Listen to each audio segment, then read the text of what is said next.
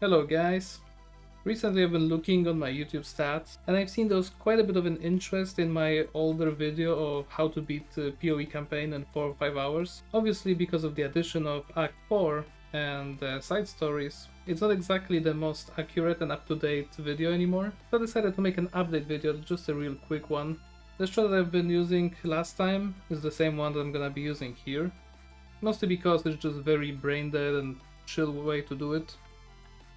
I mean, obviously all you have to do is just spin 3 times and press Q. Tornadoes just fly every direction, you don't have to aim it, you don't have to think about it, it's just like, it's perfect, you can just play it and probably just watch something on Netflix on your second monitor, really. And the setup is very simple as well. At the very beginning, you're gonna be using those boots for movement speed, luminous pace, mostly because they just give 10% move speed. Also energy shield is pretty nice. Then the first spear that we will use requires level 10. Obviously you wanna grab one that has like the most DPS possible. This was very cheap one, but it's kinda bad because as you can see it doesn't have a socket, it doesn't have any corrupted added damage to it. It could have been way better and still require level 10, but you know, it is what it is. It's good enough to be honest. But until then, until you get level 10, you need to use some weapon and you have two options. Either you're gonna use Pillar of the Cage God, because it's gonna hit pretty hard, only downside is that early abilities with the staff are kinda whack. Or you can use Rampart Raptor, because it's just a crazy strong crossbow that you can casually use to like level 30, level 40 probably easily. If you were to go some crossbow build, you can also try using that for leveling. But for this setup, which is just the most brain AFK one, I just use Twisters, because it's the easiest way for me.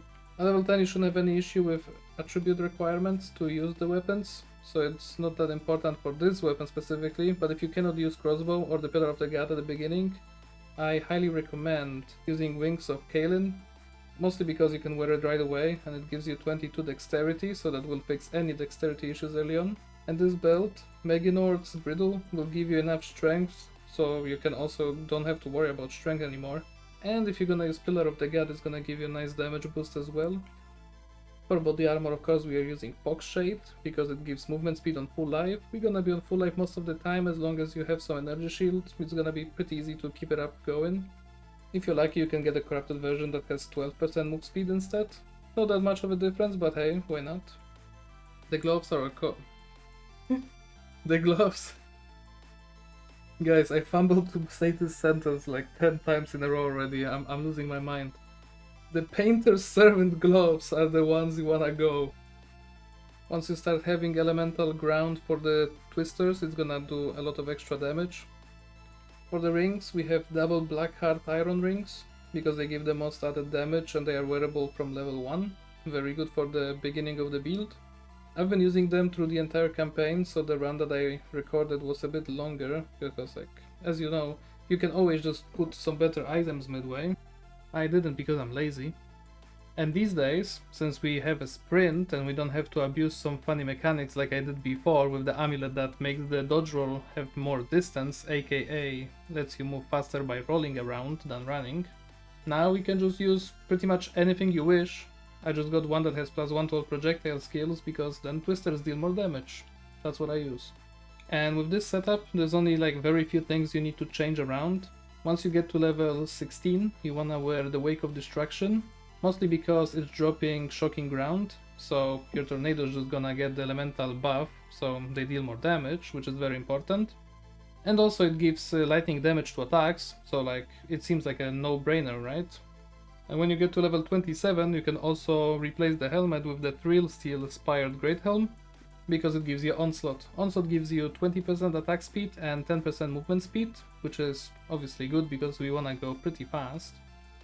And the only thing that really matters with the changes, like a big time, is upgrading your weapon as the time goes. So I have this spear at the beginning, it's good, level 10, it can easily clear anything with few hits most of the time. Then I picked up, just so you know, it's just random weapons that I found that were cheap and had pretty good DPS. This one is on level 33, so like getting level 33, I think it's somewhere around like midway of Act 3, I think. So my first weapon upgrade is at level 33, and then a bit later into the game, when we're level 45, I have another spear to switch on to. And usually I'm just using this spear all the way till I'm ready to actually wear the items that I need for my build. Or I scream into the heavens to one of my friends on the friend list to boost me a few levels, you know, that works too. But seriously, this spear is more than enough to get you to the maps, pretty much. Very easily. And that's pretty much all you need to do. Like, as I said, it's like a very simple, no stress build. Since we have sprint in the game, we don't need a shield charge. So there's not really any shield that we need to use. So if there's any shield you like, maybe you wanna parry some mobs, I don't know. If you're into this kind of stuff, you can just feel free and equip any shield you wish. Maybe you wanna wear a focus, because then you have easier time staying on full HP, so you keep the move speed from the body armor. Or maybe if you're on the bottom side of the tree, whatever you're leveling, you can still take Dance with Death, which gives you 25% more skill speed with offhand being empty. So if you run with the spear only, then it's really nice. When it comes to the gems, we have Salvo, Elemental Armament, and Deliberation for the Twisters. Salvo obviously to send many projectiles, more damage and more damage. The penalty while using skills doesn't really matter because, let's be real, it's just like a one quick swing and that's it. It's not like we are walking and shooting with a crossbow here. For Whirling Slash we have full setup for attack speed, so rapid attacks 3, a lot of attack speed, and Rage 3 gives you more attack speed, which is also nice as long as you are not full rage, and it also generates rage on boss fights, which is good because that means we have 30% more damage. And one little extra, I have Thunderous Leap, because sometimes there's like a small wall or a gap in the floor, and with this ability we can just pretty much jump over the obstacles, which is pretty nice. It can help you sometimes save some times instead of having to run all the way around, especially like in Temple of Kopek. It happens sometimes that you have this crack in the ground and you need to run around. Not anymore. I don't have any spirit gems and I just have tame beasts just in case I find something nice on the way. When I was recording the run, I was not in the right headspace. I was like very tired from work, and let me tell you, that was horrendously bad run. I was generally playing too slow, farming minions a bit too much, putting points into skill tree very slowly, to be honest. It was very bad.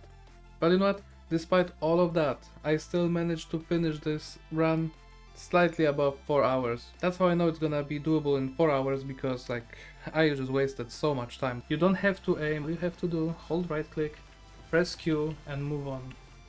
That's all there is to it. There's nothing more. If you feel fancy, you can use Barrage to get more tornadoes, you can do something, whatever you want. You can change this build a little bit to your liking. In the past I had people tell me, it's not possible, you're clickbaiting, the screen of your time is Photoshop. There's no proof.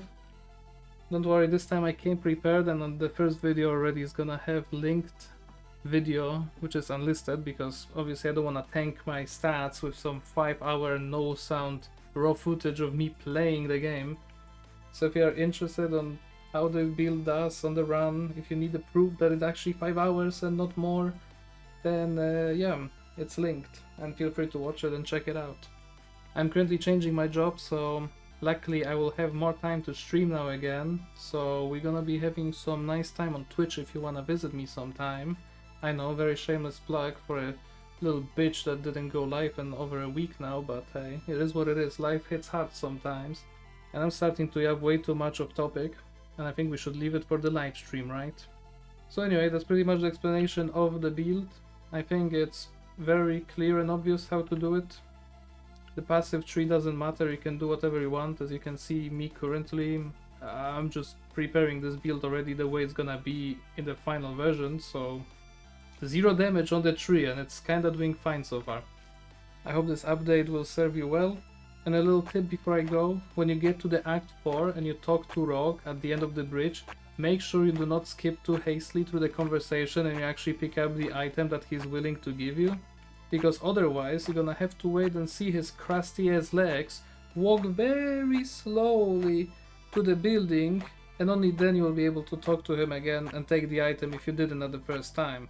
So on that one, be patient. Well anyway, thanks for watching, see you in the next video guys. Remember to like and subscribe, or I'm gonna visit your house.